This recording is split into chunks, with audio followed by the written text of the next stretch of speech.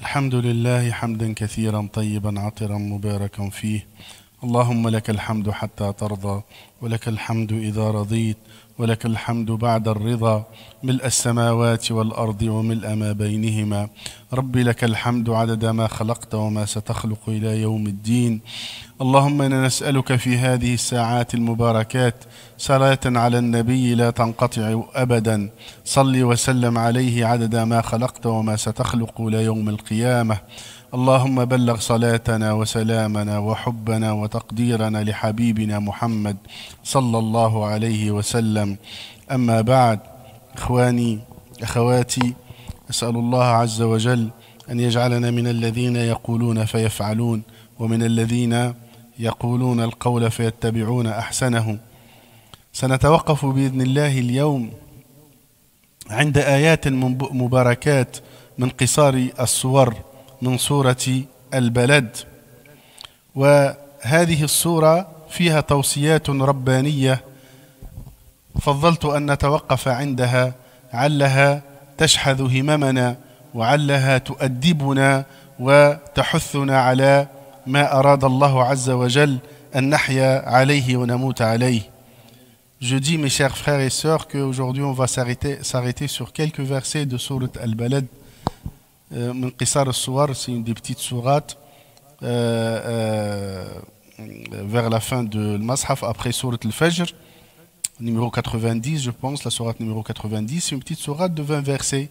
On ne va pas prendre tous les versets, mais on va prendre quelques enseignements qui peuvent nous éduquer et nous rappeler ce qu'Allah subhanahu wa ta'ala il veut de nous. Et c'est une belle occasion aujourd'hui parce que c'est encore les vacances, il y a des jeunes, il y a des enfants, qu'ils apprennent, qu'on leur rappelle des valeurs de la finalité de la création de l'homme. Dans l'esprit de nos enfants aujourd'hui, nos jeunes, ils cherchent trop la facilité. Ils veulent arriver rapidement ou bien gagner des choses rapidement sans effort. Alors que c'est contradictoire, mes chers enfants, mes chers jeunes, c'est contradictoire avec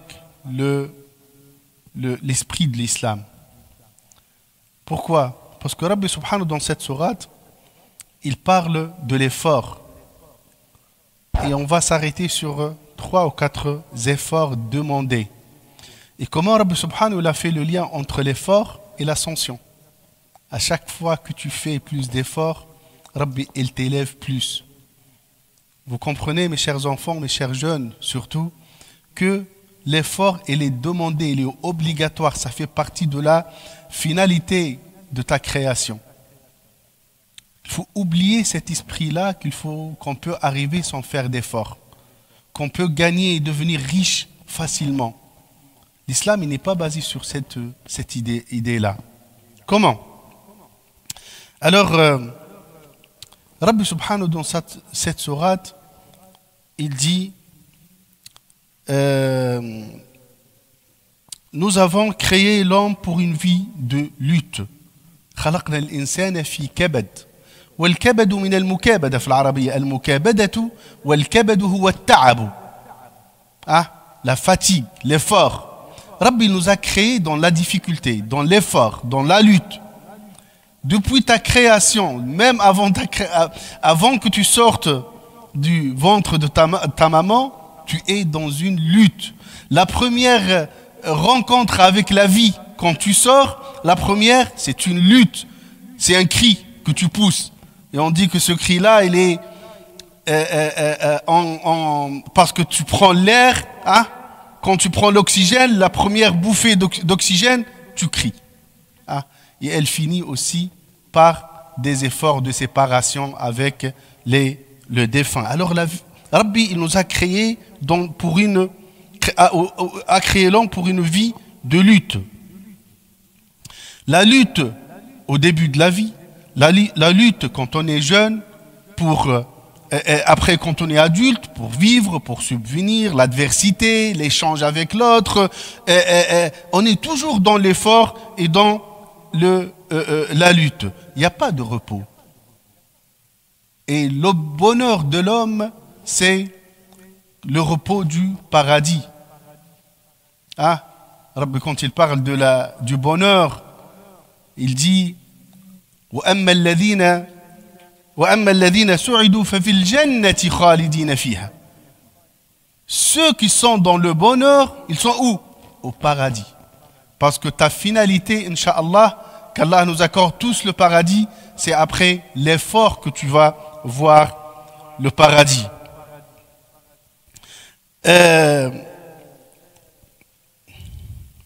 Des fois, dans cette lutte, dans la vie, dans cette lutte continuelle, dans cette lutte sans repos, tu réalises des choses. Des fois, tu échoues, tu n'arrives pas à réaliser. Tu as des projets, tu n'arrives pas à les réaliser. Il faut continuer la lutte. C'est pour cela qu'Allah subhanahu wa ta'ala, il récompense sur la patience plus que toute autre chose. Il ne faut pas baisser les bras. Ton arme, c'est de patienter et de recommencer et de ne pas baisser le bras.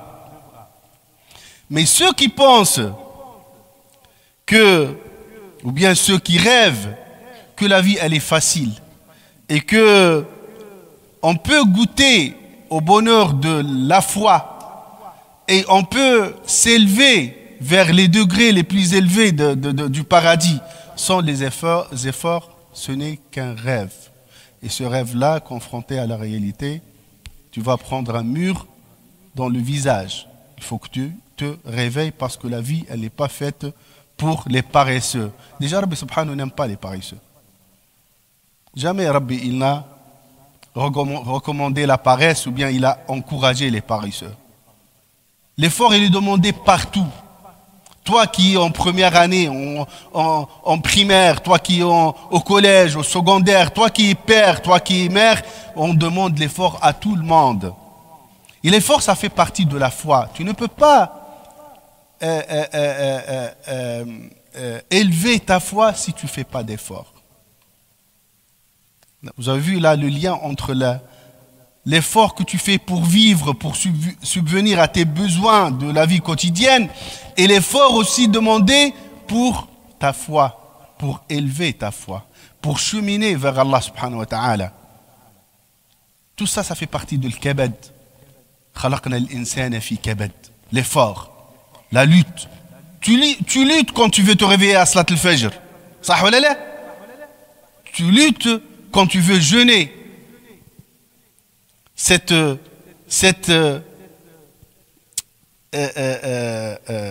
discussion, monologue à l'intérieur de toi-même. Je vais jeûner, c'est de l'Fajr, je vais me réveiller pour le suhour. Après, j'ai toute une journée, je travaille, mon travail, il est comme... Tout ça, c'est de l'effort que tu fais pour dompter ton âme, turabbi nafsak, pour t'élever vers Allah subhanahu wa ta'ala.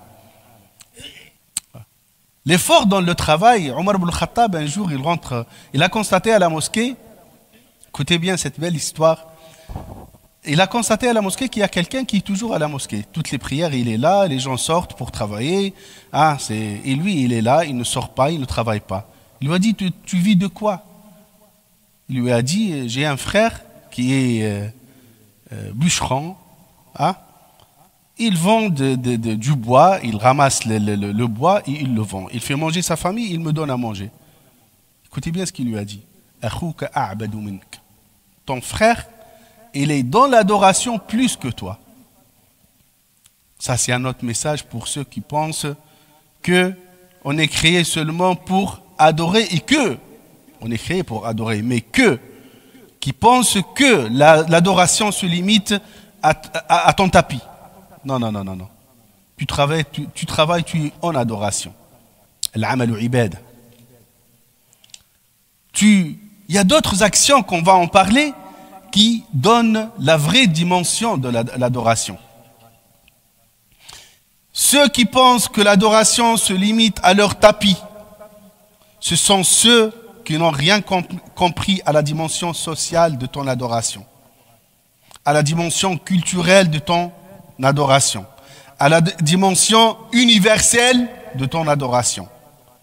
Ton adoration ne se limite pas à la mosquée et au tapis de la prière.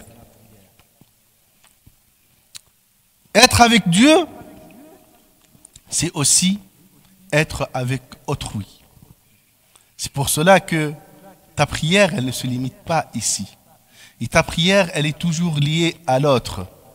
Quand tu fais l'effort spirituel pour avoir une prière correcte, que Rabbi valide, Inch'Allah, c'est aussi demander de faire l'effort pour avoir une relation réussie avec tes proches.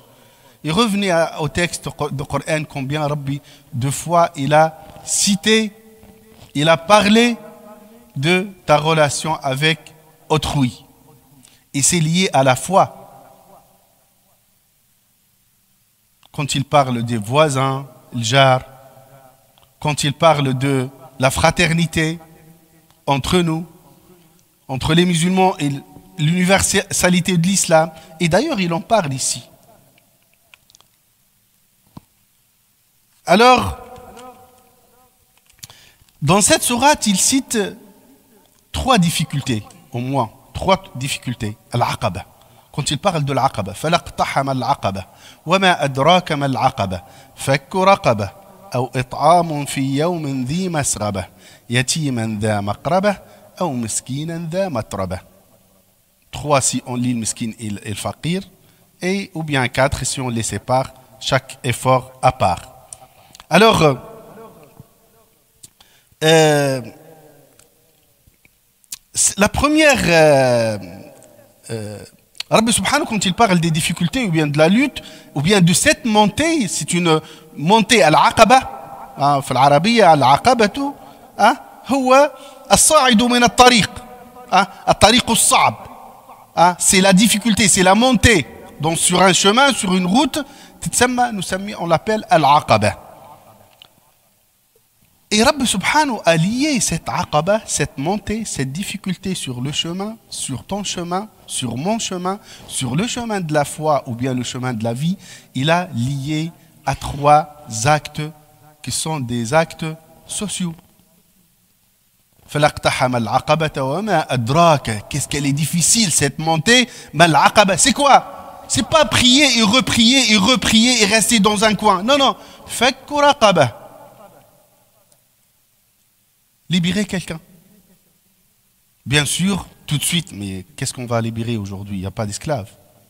Attendez, un peu de patience, parce que la question, elle est légitime. On ne peut pas libérer des esclaves aujourd'hui, mais vous voyez pas que l'esclavagisme, ou bien cette notion d'esclave, elle a pris d'autres visages aujourd'hui. Où le musulman, il peut intervenir pour libérer les gens. Combien de pauvres autour de toi? Il n'est pas esclave de son problème, celui-là, de sa misère. Combien de voisins autour de toi, il a des problèmes, mesquines, il cherche un appui, une idée. Il cherche même d'être entouré. Il cherche juste des fois une belle parole. Est-ce que ce n'est pas ton rôle?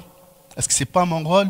Est-ce que ce n'est pas le rôle de l'islam qui est venu pour appuyer les gens contre les misères et pour les aider et prendre les gens par leurs mains pour les guider vers en dehors des difficultés?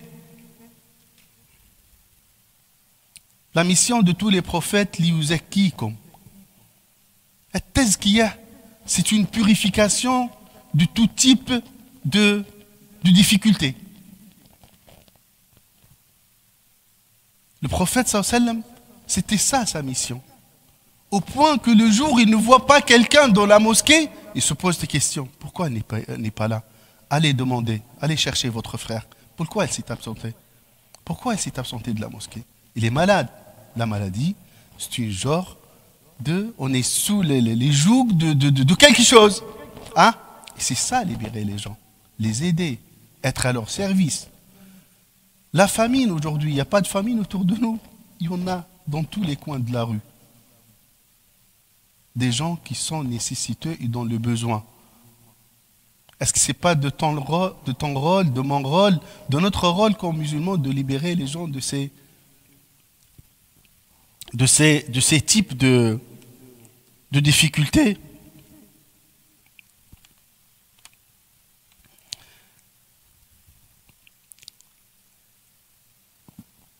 Dans ce sens-là, le prophète sallallahu alayhi wa sallam, il dit Ya ayyuhan nas, afshu salam, wasilu al-arham, wa at'imu al-ta'am, wa sallu bil-layli wan-nas niyam, tadkhulu al-jannata bi salam.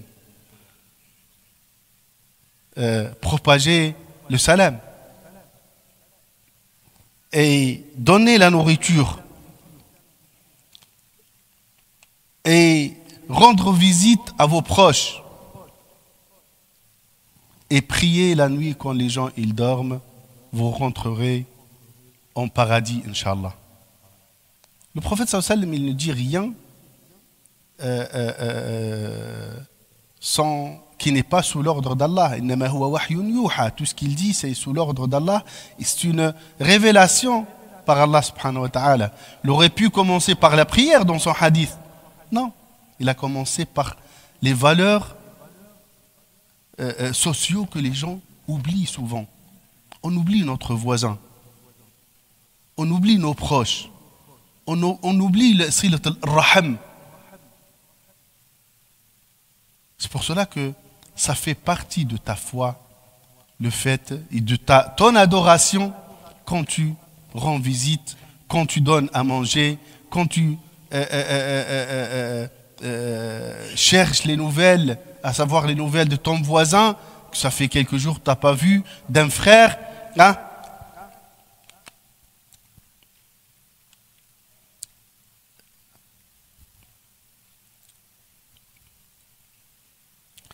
Les gens aussi vivent des situations des fois qui sont très difficiles, des situations d'humiliation, des situations d'humiliation ou bien les situations d'injustice, d'oppression. C'est ton rôle, toi, d'intervenir pour essayer d'aider, pour soulager les gens de ces difficultés-là. C'est pour cela que Rabbi Subhanahu dit « Wama adraka mal aqaba » Qu'est-ce qu'on t'a dit sur cette montée, al-aqaba? Qu'est-ce qu'on t'a dit sur cette difficulté? Elle est complexe, c'est pas facile. Quand on l'arabe, wama adrak, ça montre la complexité de cette chose. Il ne faut pas prendre libérer un esclave, il ne faut pas le prendre seulement dans ce sens-là. C'est vrai que historiquement, c'est par ces versets-là que l'islam a réussi à abolir l'esclavagisme. Ah, mais le sens aujourd'hui, il a pris d'autres sens. Ah, moi je me rappelle d'un frère, il me dit, moi je ne m'habille jamais de telle ou telle chose. Des habits, des marques. Je dis pourquoi? Il m'a dit parce que il y a des esclaves aujourd'hui qui travaillent à 1 euro alors que ce produit-là, il est vendu à 200 euros, 250 euros, ou des fois plus. Ah, moi par principe, je m'habillerai jamais de ces marques-là parce que ce sont des marques qui utilisent les gens et humilient les gens. Et ça, pour moi, franchement, vous avez vu la dimension de l'islam, elle n'est pas seulement spirituelle dans le sens, dans le sens réduit. Non, elle est spirituelle dans son ensemble. Et l'autre point le plus important que Rabbi Subhanahu il a cité dans ces versets quand il dit فك رقبة أو إطعام في يوم ذي مسغبة يتيما ذا مقربة أو مسكين ذا متربة. Miskin ذا متربة, c'est quelqu'un que tu vois tellement qu'il n'arrivait pas, tellement qu'il avait faim, il est en difficulté qu'il n'arrivait même pas à soulever, à enlever la poussière qu'il a sur. Il dormait par terre, il n'arrivait même pas à se bouger pour enlever la poussière. Ah. Mais comment le Coran il a cité ces catégories? Il a dit miskin, faqir, yatim. Il n'a pas dit el-miskin. Il n'a pas dit el-yatim. Il n'a pas dit el-faqir. En français, il n'a pas défini avec un article le ou la ou bien. Ah, il l'a laissé dans l'indéfini. Et en langue arabe, quand un mot il est indéfini, ça signifie la globalité et la globalisation. Il a laissé le mot global. C'est-à-dire, est-ce qu'il y a un pauvre défini? N'importe quel pauvre. Est-ce qu'il y a un esclave défini? N'importe quel. Fakku raqabatin. N'importe quel raqaba. N'importe quel esclave. Sans regarder son appartenance ethnique ou bien sa religion, n'importe lequel. Et on a des exemples dans l'histoire de l'islam que d'autres personnes qui n'ont pas la même appartenance religieuse à la communauté de Médine à l'époque, qui ont été bien entourés et bien protégés par le prophète ou bien Omar ibn Khattab après, hein, et l'exemple d'un juif qui était à Médine et qui était dans la nécessité, dans le besoin, dans la difficulté qu'Omar a vu, il a dit t'as pas quelque chose, ou t'as pas où manger, ou bien lui, tout de suite, il a recommandé à Bayt el-Mal, la trésorerie des musulmans, pour lui donner de quoi vivre. C'est-à-dire, il ne faut pas regarder et trop calculer, lui, je vais envoyer, je vais donner. Donne. A'ti, mimma a'tak Allah. C'est Rabbi qui t'a donné. Donne. Partage. Arrête de catégoriser les gens. C'est vrai que les proches, dans le sens spirituel, si tu donnes à quelqu'un, n'importe qui, tu as le ajr de hasana, de sadaqa. Par contre, si tu donnes à un proche, tu as deux ajr. Ajr al-sadaqati wa ajr al-dam, qurba. Ajr, Torah, si tu donnes à un proche, c'est logique. Parce que si chacun de nous s'occupe des proches, on aura peut-être moins de problèmes de pauvreté et des gens en difficulté. C'est le prophète qui le dit. Celui qui donne à un proche, il a deux ajran, il a deux récompenses, il est récompensé doublement. La récompense de la sadaqa que tu as fait et la récompense de t'occuper d'un proche.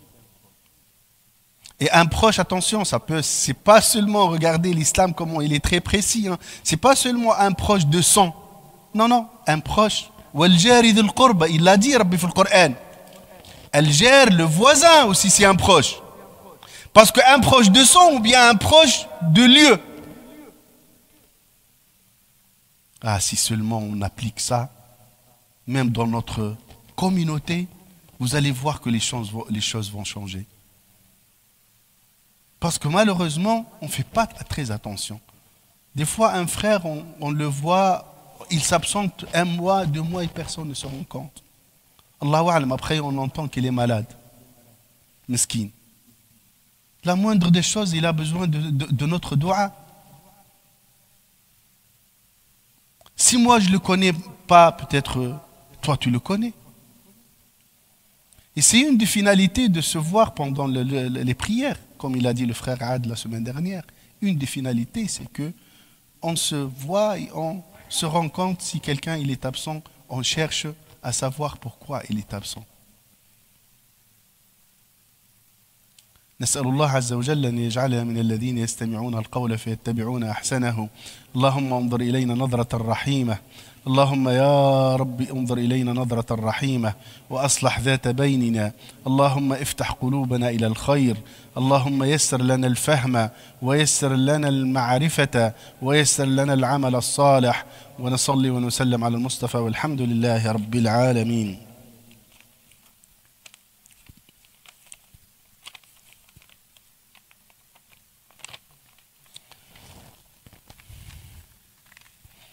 الحمد لله حمدا كثيرا طيبا عطرا مباركا فيه.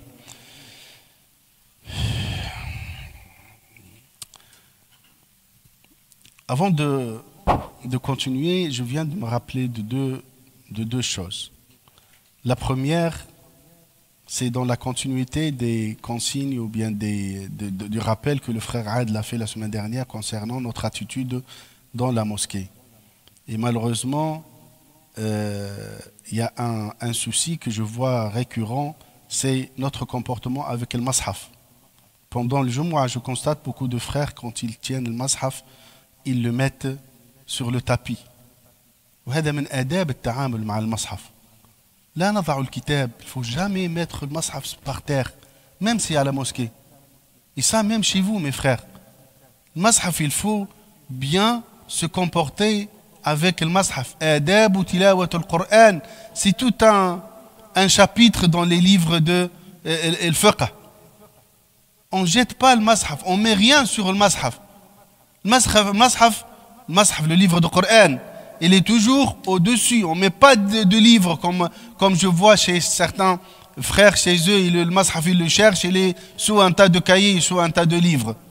On ne le met pas par terre. Rabbi déjà, il a recommandé de ne pas le toucher si on n'est pas tahirin. La yamassuhu illa al-mutahharun. Comment on le traite aujourd'hui? On le met par terre. Des savants, ils ont interdit même de les mettre sur les jambes. Ils disent, certains, ils ont même dit qu'il faut, quand tu es assis sur un tapis comme ça, il faut que le mashaf, la hauteur de le mashaf dépasse tes jambes. Tellement que c'est précieux. Des fois, on le laisse dans les armoires, sous la poussière, on ne le touche pas, et on en a déjà parlé, mais quand on voit le mashaf qu'il est à la hauteur de nos pieds, ça fait mal, franchement. Ça fait mal. Ça, c'est un point que ça reflète vraiment la place du Coran dans nos cœurs. Notre comportement avec le livre d'Allah et la parole d'Allah subhanahu wa ta'ala. Revenons maintenant à l'ata. Quand tu donnes à un pauvre, quand tu donnes à manger au moment de difficulté à quelqu'un qui est nécessiteux, ça nous rappelle un verset. ويطعمون الطعام على حبه مسكينا ويتيما وأسيرا. Il faut savoir, mes chers frères et sœurs, que le musulman, il ne donne pas seulement quand il est aisé, il donne même quand il est lui-même en difficulté. Pourquoi je dis ça? Parce que déjà de la période du Covid jusqu'à aujourd'hui, les esprits ont changé. Le Covid, il a poussé les gens des fois à se serrer un peu les ceintures. Manque de travail, manque des choses, je sais pas, les situations au niveau professionnel ont changé. Et le musulman, il ne faut pas qu'il soit sous cette pression-là. Le musulman, il est son rizq, ça vient d'Allah subhanahu wa ta'ala. Et le musulman, si toi tu es en difficulté, pense qu'il y en a d'autres qui sont plus en difficulté que toi. Et là, l'événement de Ali ibn Abi Talib, quand Rabbi il a descendu ce verset-là,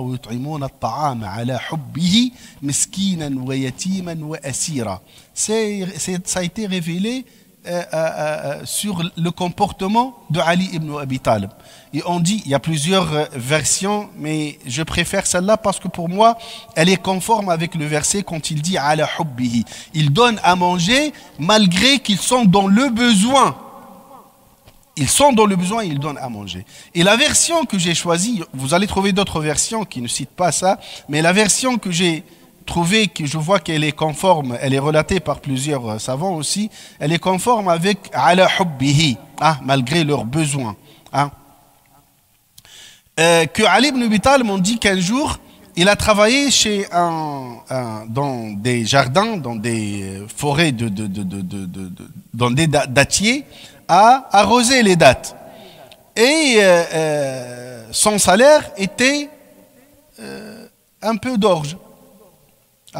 C'était ça le salaire.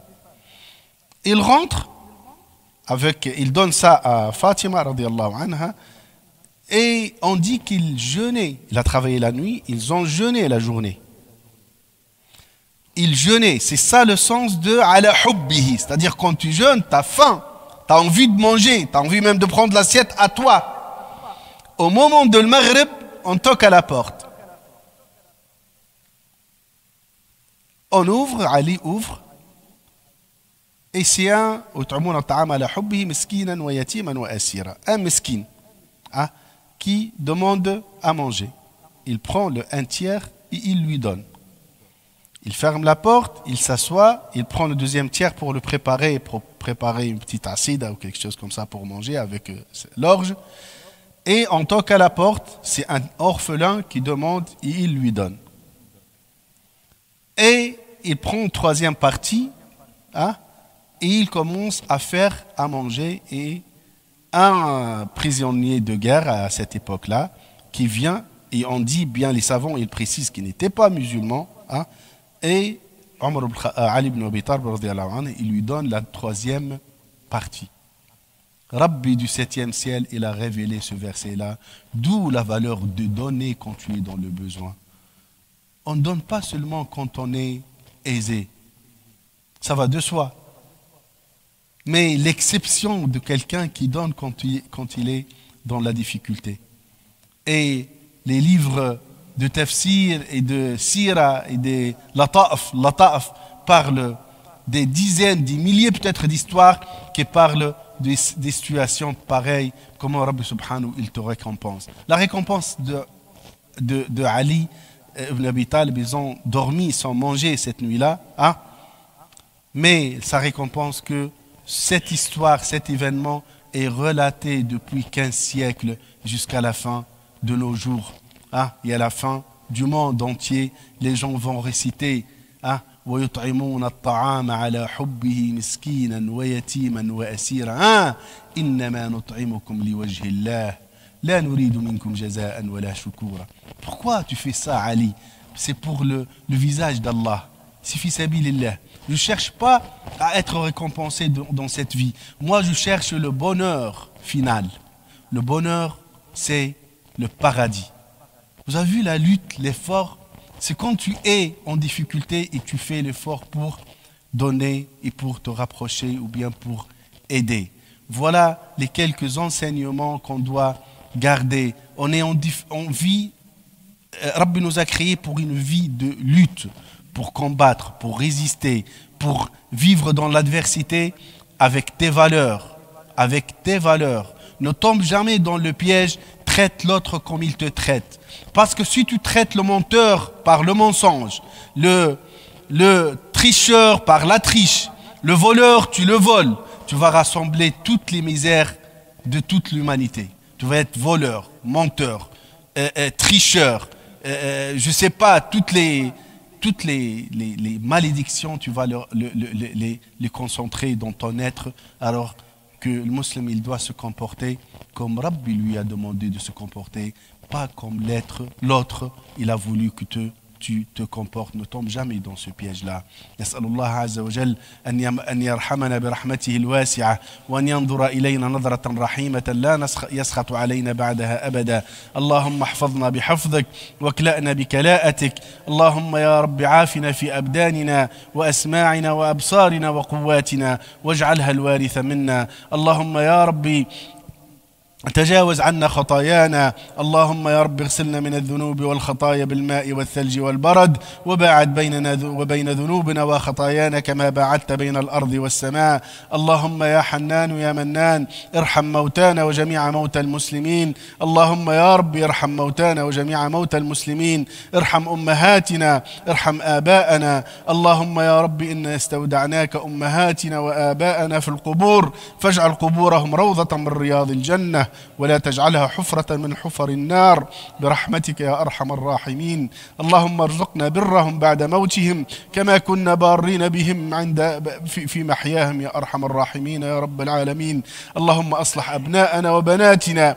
اللهم أصلح أبناءنا وبناتنا. اللهم أصلح أبناءنا وبناتنا واجعلهم يا رب من المستقيمين ولك من الذاكرين ولكتابك من التالين ولا تجعلهم من الغافلين. والحمد لله رب العالمين. وصل على المصطفى وأقم الصلاة.